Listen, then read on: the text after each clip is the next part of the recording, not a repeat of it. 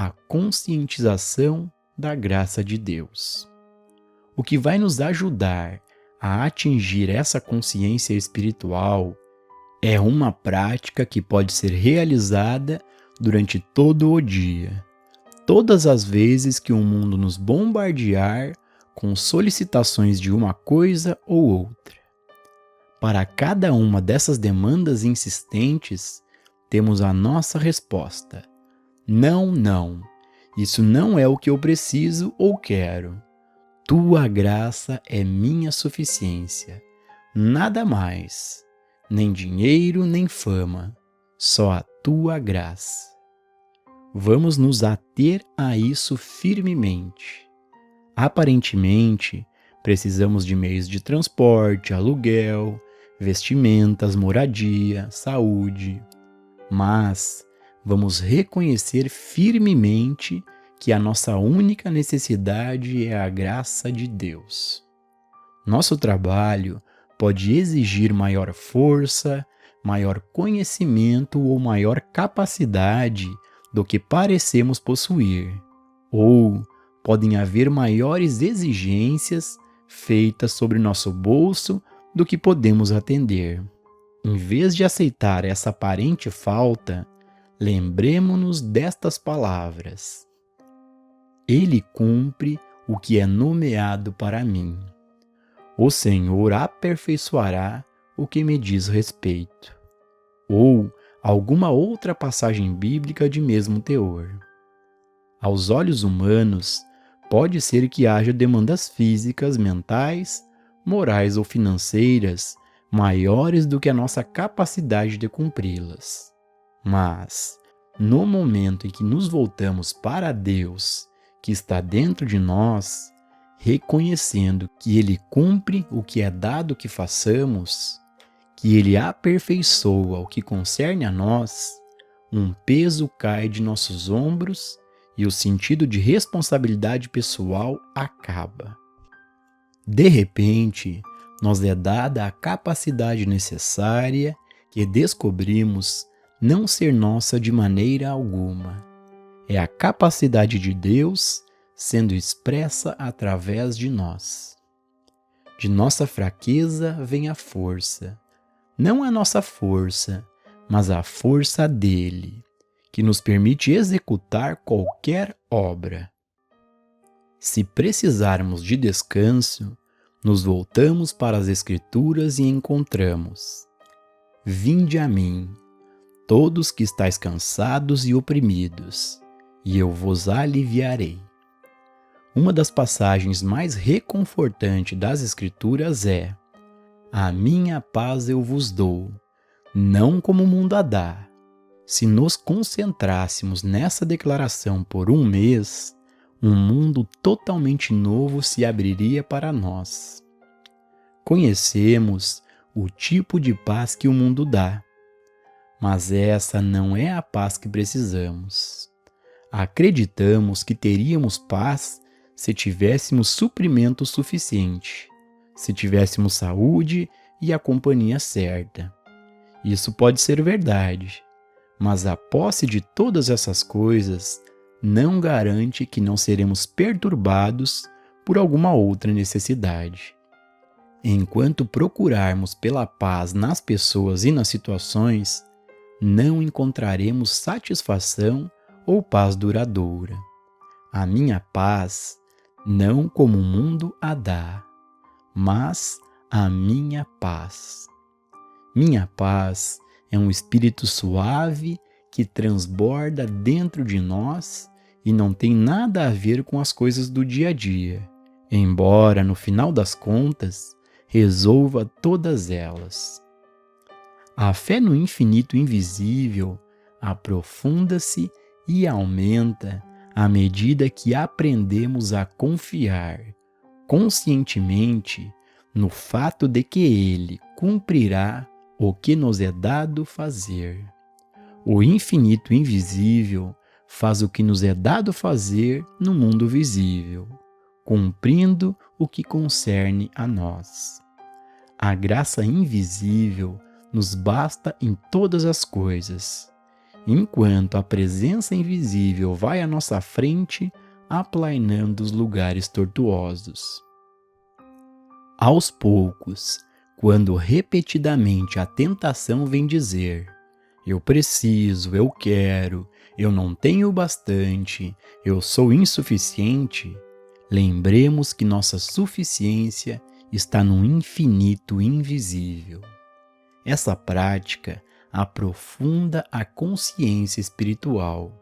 Irmão Lawrence se referia a isso como praticar a presença de Deus. Os hebreus chamavam de manter a mente firme em Deus e reconhecê-lo em todos os caminhos.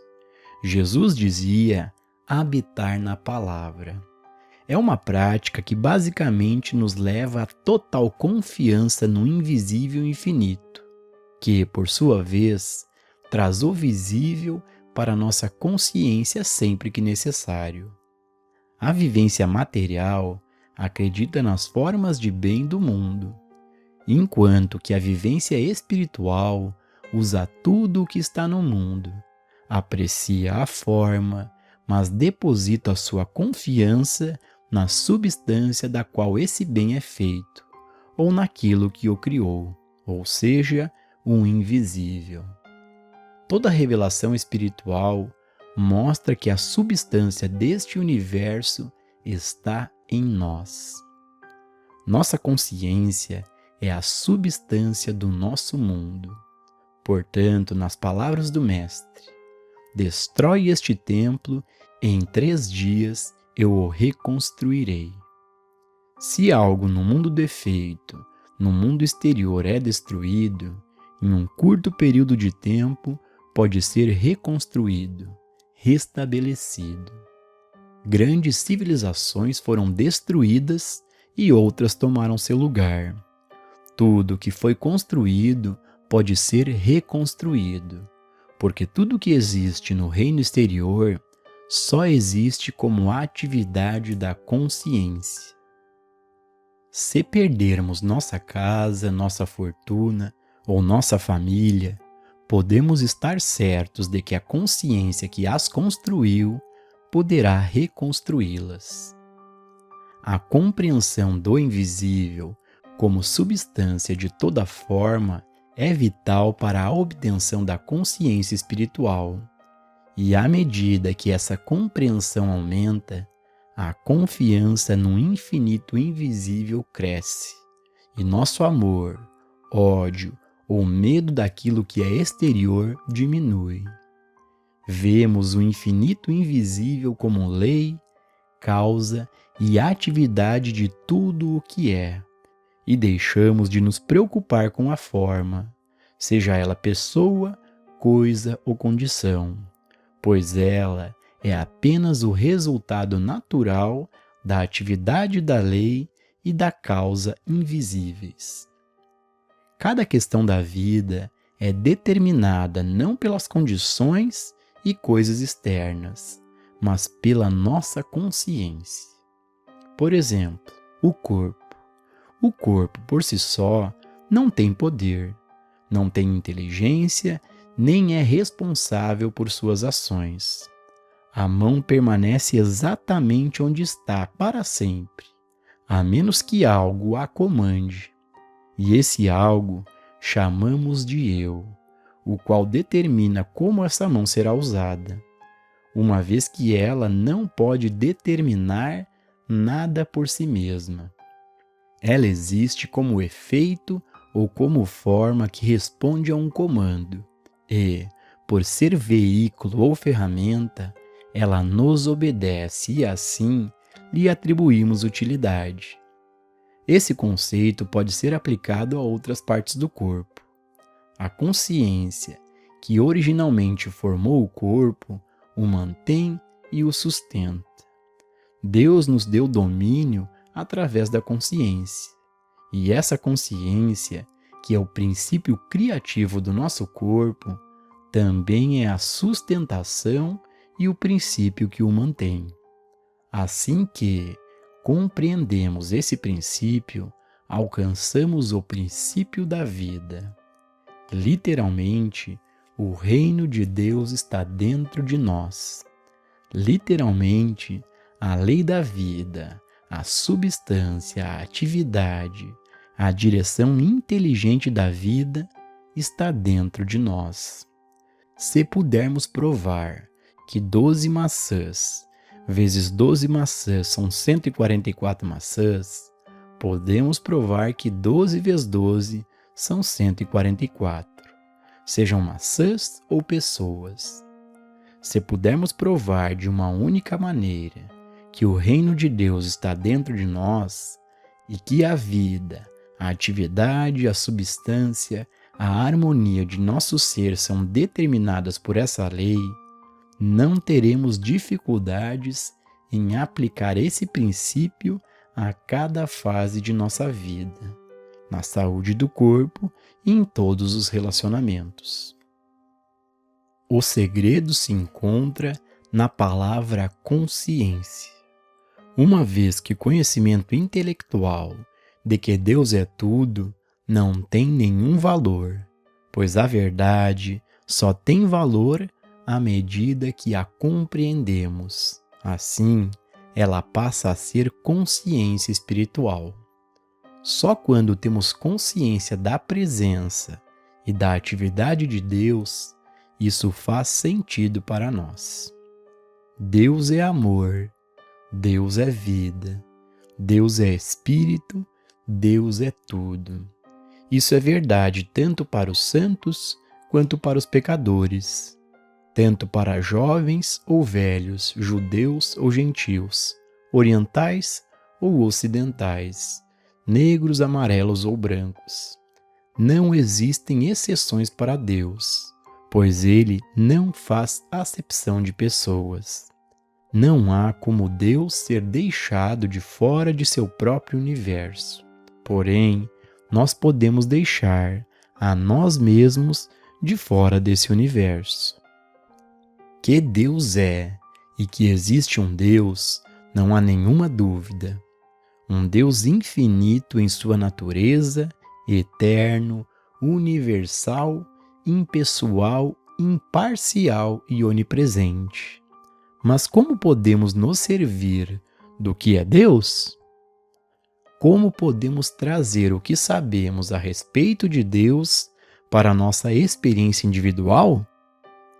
Para ilustrar, voltemos ao campo da música, cujo princípio é absoluto.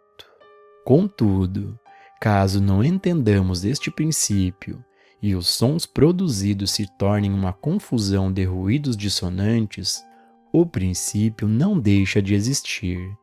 É necessário que nos dediquemos mais diligentemente a praticá-lo, para nos tornarmos eficientes em sua aplicação. Assim deve ser em nossa experiência com Deus. Deus é e Deus está aqui e agora, mas Ele está disponível apenas à medida que compreendemos e nos dispomos a aceitar a disciplina necessária para obtermos a mente que estava também em Cristo Jesus. De nada adianta sentar e implorar: ó Deus, quando é que você vai agir na minha vida? Aceite, Deus é bem. Ele já fez sua parte. Obrigado, Deus, por este princípio estar disponível o tempo todo. Mostra-me o que devo fazer para utilizar este princípio, este amor, esta vida, este corpo imortal. Quando alcançamos esse estado de prontidão, começamos a trilhar o caminho que leva à consciência espiritual. A consciência espiritual é alcançada através da atividade da verdade, na consciência fundamentada nas citações bíblicas ou declarações dessa verdade. Quanto mais lemos e ouvimos sobre a verdade, mais ativa ela se torna em nossa consciência. Assim, aprendemos a habitar na palavra e damos o primeiro passo no caminho. O segundo e mais importante passo é ser capaz de perceber nossa verdade interna, sendo receptivos e sensíveis à verdade que brota dentro de nós. Então, não pensamos, lemos ou ouvimos a verdade. Na realidade, nos conscientizamos da revelação da palavra de Deus em nós, porque o ouvido e o olho internos se desenvolvem assim que conhecemos e habitamos na letra da verdade. A letra da verdade é feita de declarações, citações e palavras, mas nenhuma por si só é poder. O único poder é o próprio Deus. É como se as cortinas das janelas estivessem fechadas e nós falássemos a tarde toda sobre a luz solar, o que é, o que faz e como podemos usá-la. Então, depois de várias horas, alguém ceticamente comentaria: mas ainda está escuro aqui. Depois de toda essa conversa sobre a luz, continua escuro aqui. Sim, ainda está escuro e escuro permanecerá até que abramos as cortinas. Assim também se pode falar sobre a verdade, ler sobre a verdade, estudar a verdade e nenhuma vez sequer sentir a luz, nenhuma vez sequer sentir a presença e o poder de Deus, a menos que demos o passo final para a abertura da consciência à presença dele. Quando a verdade vem à nossa consciência, de dentro do nosso próprio ser, passamos do intelectual para o espiritual. Essa é a fase mais importante da atividade da verdade na consciência. O segundo passo, aquele que leva a um estado de consciência em que somos receptivos e sensíveis à pequena voz silenciosa dentro de nós, não pode ser dado, a menos que o primeiro já tenha sido dominado, isto é, a letra da verdade tenha sido conhecida. Todos os anos que uma pessoa passa lendo a respeito, ouvindo ou pensando sobre a verdade, frequentando cultos, palestras ou aulas, são importantes para atingir o ponto de onde a inspiração flui de seu próprio ser. Geralmente, essa inspiração só vem depois do total aprofundamento da letra da verdade. Jesus nos pediu que deixássemos suas palavras permanecer em nós. Nisto meu Pai é glorificado, que deis muito fruto. Viver nessa verdade, habitar na palavra, significa dar frutos abundantes, ou seja, viver uma vida harmoniosa e espiritual. Mas, se esquecemos de viver e de habitar na palavra e deixá-la habitar em nós, nos tornamos ramos cortados e murchos. Como podemos permanecer na palavra se não a conhecemos? Temos que conhecer e aprender o que é a letra da verdade. Permaneçamos em meditação até o momento em que possamos sentir a consciência espiritual interior, isto é, a compreensão. Aí saberemos que atingimos o espírito da verdade, que estamos conscientes da verdade, que é a palavra de Deus, e essa palavra é poder. Todo aquele que deseja ardentemente compreender a Deus, consegue, pois a graça de Deus garantirá essa compreensão. Pode-se conhecer toda a letra da verdade e mesmo assim ser um ramo que murcha. É preciso que permaneçamos na palavra e deixemos a palavra e o Espírito de Deus habitar em nós. A palavra habita em todos os homens, mas a maioria é tão inconsciente disso quanto do fato de que há sangue correndo em nossas veias. Deus está conosco. Sua presença preenche todos os espaços e seu Espírito habita em nós. Mas quantas pessoas realmente sentem essa presença? Falamos, lemos, oramos, teorizamos a respeito desse assunto, mas não o experimentamos. É preciso que tenhamos consciência e real percepção da presença. Todas as vezes que nos livramos do ódio, da inveja, dos ciúmes, da maldade, do egoísmo, da autoglorificação, do preconceito e da intolerância, abrimos espaço para o Espírito de Deus. Uma vez que Deus não pode habitar no meio disso tudo. Enquanto esses sentimentos estiverem presentes em nossa consciência, será necessário permanecer na verdade e deixá-la habitar em nós, até o momento em que o Cristo estiver tão vivo que tais pensamentos mortais não mais nos atingirão. Assim, o Espírito de Deus habita em nós, que é o Cristo em vós, a esperança da glória. Eis que estou à porta e bato. Se alguém ouvir a minha voz e abrir a porta, eu entrarei e com ele cearei, e ele comigo. Na maioria dos ensinamentos religiosos, aprendemos que o Espírito de Deus está em toda parte, mas isso não é verdade. Se fosse assim, seríamos livres, saudáveis, ricos, independentes, alegres e harmoniosos. Não, o Espírito de Deus está presente somente onde ele é percebido.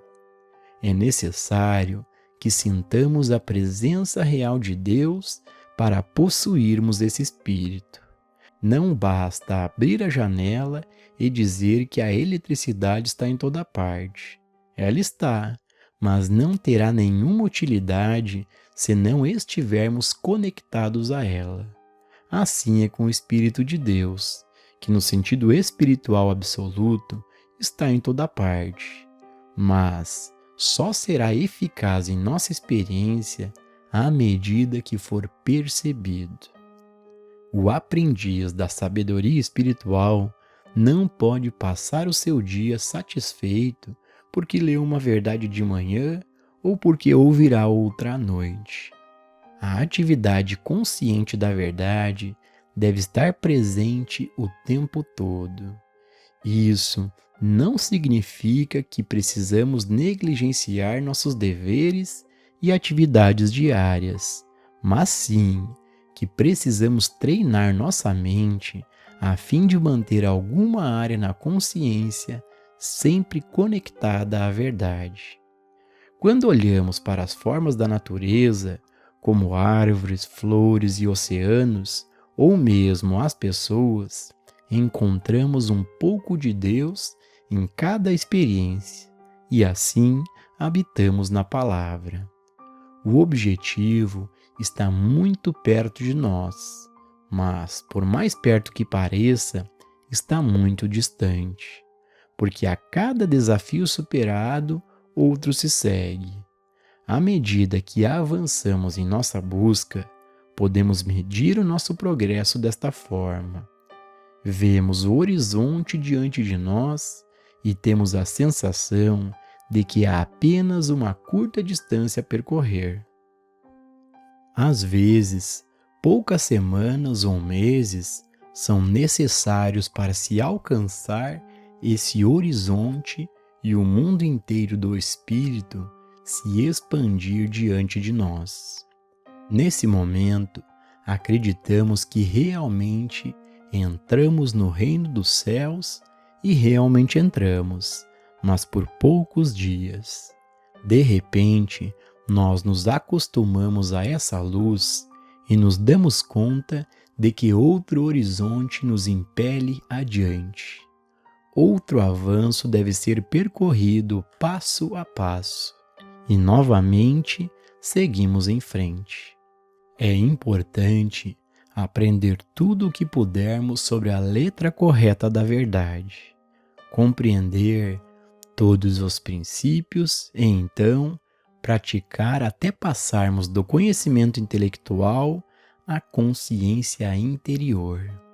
Construímos nossa fundação sobre princípios específicos, alguns encontrados nas escrituras cristãs, hebraicas ou orientais. Outros não são encontrados em forma escrita. No entanto, são conhecidos por todos os místicos do mundo. Quanto mais avançamos nesse trabalho, mais necessário se torna que saibamos cada um desses princípios que formam a base de nosso entendimento. Eles devem se tornar tanto parte de nós que, quando nos depararmos com um problema, não precisamos pensar neles conscientemente. Por exemplo, depois de passar muitos anos estudando e praticando, os matemáticos podem resolver problemas sem precisar sequer papéis e lápis para os cálculos. Arquitetos podem esboçar uma bela casa em pouco tempo usando sua capacidade e conhecimentos.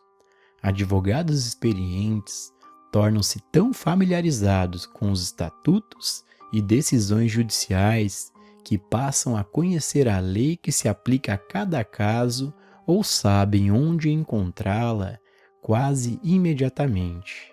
Mas, se algum deles fosse questionado quanto ao seu conhecimento, provavelmente diriam: faz 20 anos que estudo tudo isso. Assim é conosco.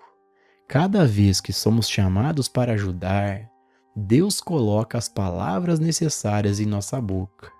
Às vezes, não há palavra alguma, apenas um sorriso. Para uma pessoa com dificuldades financeiras, pode significar: filho, tu estás sempre comigo, e tudo que eu tenho é teu.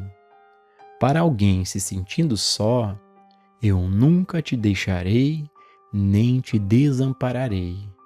Para quem luta contra problemas físicos, tu és tudo. Para alguém que se sente culpado, nem eu te condeno. Vai e não peques mais. Se procurarmos entender a verdade por trás dessas questões, com o passar do tempo, teremos todas as respostas disponíveis para uso imediato. Depois de anos contemplando Deus e suas coisas, meditando e comungando com Ele, não precisamos mais nos preocupar com as coisas deste mundo. Quando surge uma questão, a resposta certa é imediatamente revelada, pois a atitude de escuta e de espera, desenvolvida através da meditação, cria um vácuo onde Deus rapidamente traz tudo o que seja necessário: sabedoria, poder ou graça. É necessária a compreensão dos princípios da vida espiritual, isto é, o conhecimento da letra correta da verdade. Esse é o alicerce fundamental para que possamos compreender por que e para onde estamos indo, e qual é nosso relacionamento com Deus e com o próximo. É necessário saber essas coisas para não nos apoiarmos numa fé cega, que, em um momento ou outro, poderá nos abandonar, e também para não entrarmos num estado de caos mental, confiando em uma coisa hoje e em outra amanhã, nunca chegando à compreensão do que realmente é. A vida espiritual não pode ser construída sem a compreensão de Deus, da natureza e do caráter de Deus, da natureza da lei de Deus e da natureza do ser de Deus. Leia e aplique à sua vida passagens bíblicas que incorporem princípios espirituais. Levante-os como uma bandeira na presença de toda e qualquer forma de discórdia, até que esses princípios se tornem automáticos. Isso é habitar no lugar secreto do Altíssimo, vivendo, se movendo e tendo seu ser continuamente na consciência de Deus. Não apenas por alguns minutos durante a leitura de um livro ou durante uma palestra. Apesar dos apelos deste mundo, devemos parar em intervalos frequentes durante o dia e a noite para a prática da presença. Isso não precisa interferir em nossas atividades diárias, nem significa que devemos parar o que estamos fazendo. Cozinhando ou cortando grama, podemos manter nossa consciência aberta a Deus o tempo todo, lembrando que minha graça te basta. Na rua, nas lojas ou no nosso carro, lembremos sempre que o Espírito do Senhor Deus está sobre mim, e esse Espírito é paz e alegria para mim e para todos aqueles que veem a minha consciência. É importante nos lembrarmos conscientemente a qualquer hora do dia de que o objetivo da vida é atingir a mente que existia também em Cristo Jesus. O objetivo da vida espiritual é atingir a consciência de Deus, vivendo, nos movendo e mantendo nosso ser na eterna consciência da presença de Deus. É necessário entender claramente que toda sabedoria espiritual é composta de duas partes. Primeiro, conhecer a verdade e segundo, ter dentro de si mesma a mente que existia também em Cristo Jesus. Conheça cada um dos princípios específicos da verdade presentes neste livro e viva de acordo com eles. Escolha algum e carregue-o com você por uma semana ou um mês. Depois, escolha outro e viva com ele, usando-o como parâmetro para entender cada experiência sua. É possível mudarmos o rumo de nossa vida, não por ouvir ou ler a verdade, mas por torná-la parte ativa da consciência na experiência diária. Assim, ela se torna um hábito a cada momento do dia, e não apenas um pensamento casual. Deixemos esses princípios agirem na consciência pela manhã, ao meio-dia e à noite, até que, gradualmente, a real consciência nos transforme de ouvintes da palavra em praticantes da palavra. Assim, habitaremos na palavra e daremos frutos abundantes.